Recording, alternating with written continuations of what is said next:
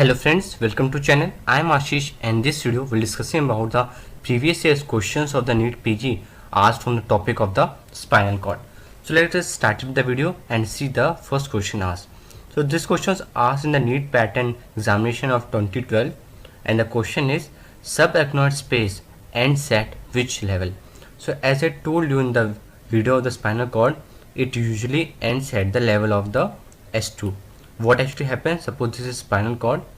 So the main spinal cord ends at the level of the L1, but the dura mater extends till the level of the S2 and the pia mater extends till the level of the coccyx. So what happens is covering that is the dura mater extends till the level of S2, but a thin film of pia mater extends along its length and continues as the phylum terminale. So the red one is the pia mater, the blue color one is the dura mater, and inner is the spinal cord. Okay, so the subarachnoid space end at the level of the S2. So this was the first question asked in the NEET 2012 pattern. Now the second question is based on the things that we discussed in the first question. So in adults, the spinal cord normally ends at the level of which border of the vertebra? So the question was asked in the NEET pattern 2015.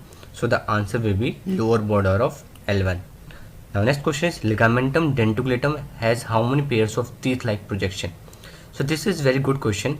I told you in the topic of the spinal cord features, under the heading of the modification of the pia mater, I told you the pia mater which covers the spinal cord shows some teeth-like projection into the dura mater and the arachnoid mater like this.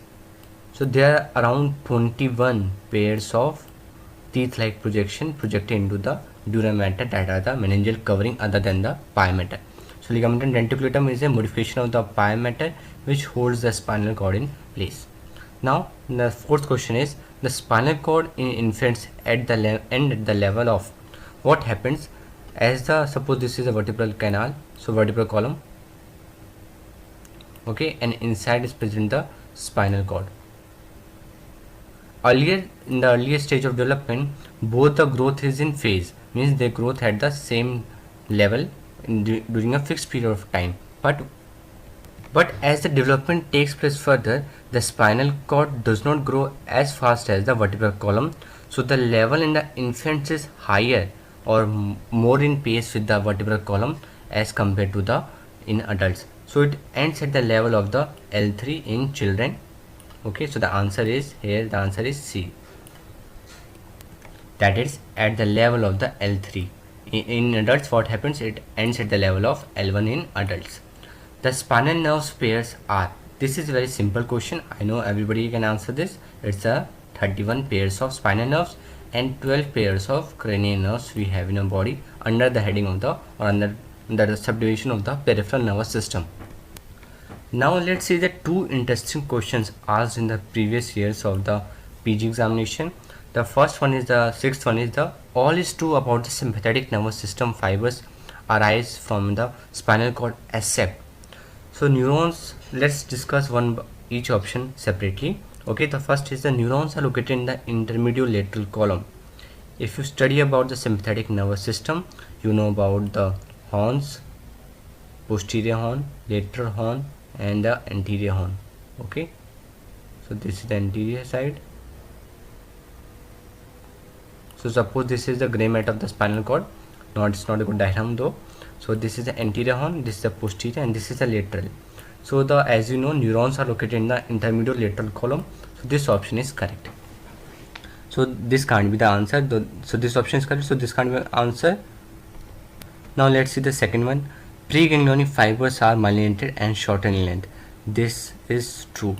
As I explained you in the previous videos, the preganglionic fibers are myelinated and shorter in length in the case of the sympathetic, and opposite is in the case of the parasympathetic. Splanchnian nerves carry GVE and GVA neural columns. These are true. GVE stands for the parasympathetic and the GVA stands for the general visa afferent, and this is true. So the remaining D is the correct answer. Splanchnian nerves carry post ganglionic fibers. This statement is false because Splanchnic nerves arise directly from the vertebral column. So suppose this is the vertebral column and these are splanchnic nerves rising directly. So this forms the preganglionic fibers and not the postganglionic fibers, and they rely in the ganglion which are located near the viscera. Okay, so these are the preganglionic fibers and not the postganglionic fibers. Last one, that these vertebral spinal rootlets are more prone to injury during the decompressive operation because they are shorter and exit at a more horizontal direction. This question was asked in the AIMS 2002. So, let me give you some concept, then you can easily answer this question.